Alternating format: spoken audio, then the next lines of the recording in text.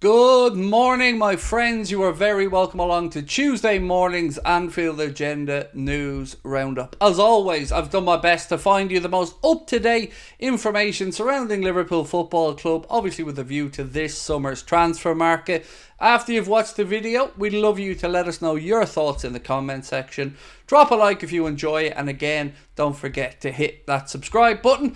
As you're watching this morning, I'm happy to say a brand new episode of the Anfield Agenda podcast is now live, so do make sure that you check that one out.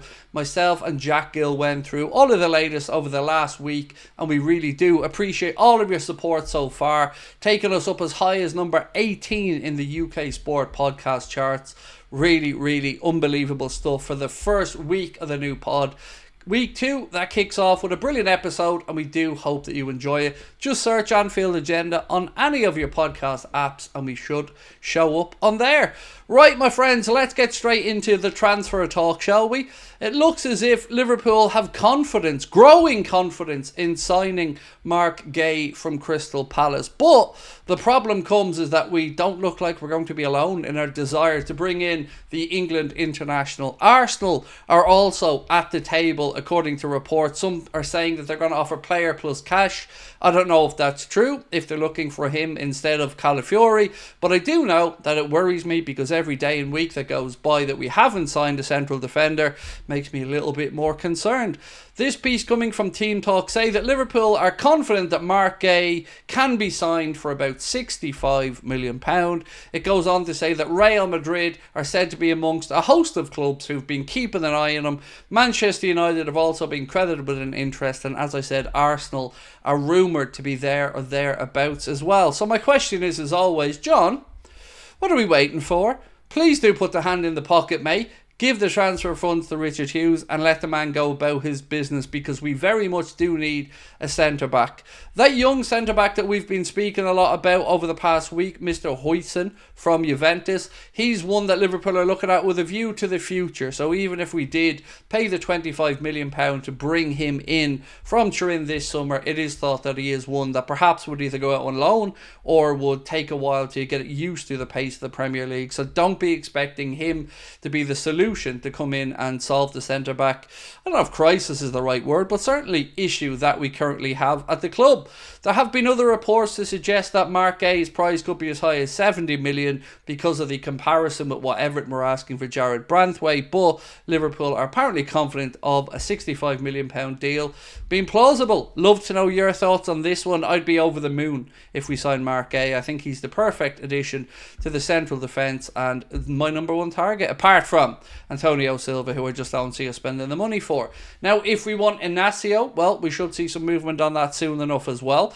Price is apparently a lot lower than the price tag that's released in his release clause, I should say, of €60 million. Some reports to say Liverpool might start their offer at about €30 million, but could be willing to go up to about €40 million, a number that, at least according to reports, would be okay with those over in Sporting Lisbon. I was going to say they'd be happy with it, but I don't know if they'd be really happy with it. But it would make me happy that we wouldn't have to pay the full release clause, even though I still prefer the idea of Marc Guehi. So, goalkeeping situation is one that we haven't spoken too much about over recent weeks, but we have been linked with Andriy Lunin from Real Madrid. I don't know what's going to happen with Creevy and Kelleher. I hope Alisson Becker stay in put, but this piece here coming out of Marca said Liverpool could sign one-to-away Real Madrid goalkeeper Andriy Lunin for about £25 million. I don't blame this guy for being a little bit upset, by the way. He was part of that Real Madrid team, of course, that won the Champions League, but he played right up until the final where Thibaut Courtois was put back between the sticks, and it must have been quite frustrating for him. Now, like Alisson, Courtois was a great goalkeeper, so being number 2 to him must be difficult, but Marca claims that Liverpool are certainly interested. Another publication, Sport, another Spanish one, said that several Premier League clubs have contacted Real Madrid about interest in the goalkeeper, and I want to know what you think. Would you take Lunin at Liverpool? It would have to be surely as a potential Kelleher replacement, because I can't for one second believe that he'd be brought in with a view to replacing Alisson. But then again, I would ask, would Lunin want to become a number 2 again? A little bit from Sasha Tavalieri, and I would say definitely take this with a pinch of salt, but he does say that PSV PSV Eindhoven winger Johan Bakayoko remains on Liverpool's list. He said he reported a move a while back and is expected to move the player around the August transfer time. I don't know, ladies and gentlemen, with this one, if I believe it or not. I don't know how serious our interest is in him. We've been speaking a lot about Kubo over the last couple of days, Anthony Gordon, of course, as well. But Bakayoko it'd be an interesting one. I'd certainly prefer the signing of him over Crescencio Somerville. We did report to you guys yesterday as well that West Ham have apparently made an opening offer, according to Fabrizio Romano, for Crescencio Somerville to lead. So let's wait and see how that one pans out. Now, Eze. There's been a few pieces doing the rounds to say that Liverpool are plotting a potential move for Eze. Some of them saying if Lucho left, some of them saying that he's just an option Liverpool are looking at. Well, it looks like we'd have to get our skates on because Manchester City, they're weighing up a £68 million offer, according to the news that broke last night, for Eze. So if Liverpool do want them, we'd have to move quickly. And to be honest, I don't think £68 million is good value. I think there are better options out there. Eze is a good player, but is he a 68 million, almost 70 million player? I would be a pass for me, in all honesty. But of course, I want to know what you guys think. And to finish up today, a little bit on an update on an Atalanta midfielder. Now, it isn't the one that you're hoping I'm going to say. At least I hope you're hoping I'm going to say it. Is that even a sentence? Hope you're hoping? I don't know. Anyway, it's not Ederson, but it has been said that Liverpool have judged Atalanta star Toyin Koopmeiners to be too expensive. That's at least according to Called Offside, who said Liverpool have been linked with the Dutchman throughout the summer amid their expected search for a new midfielder.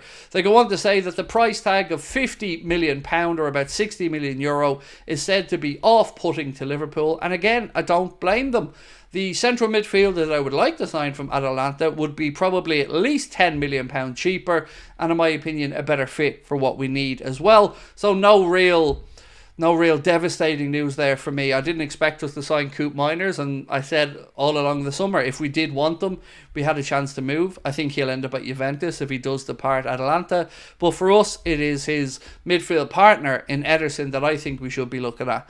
So, my friends, we will be back at 8:45 tonight with the Late Night Agenda, as always. Can't believe it, but it's only 10 days away from our live show in Cardiff and 12 days away from our live show in Liverpool. Don't forget, they're all ages events. Tickets are priced at just £15, and you can get your tickets with the link in the description.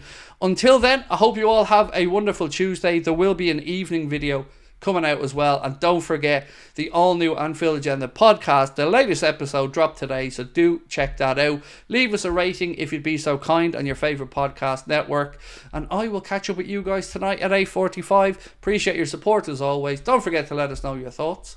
Have a lovely day. I'll talk to you then. Bye bye.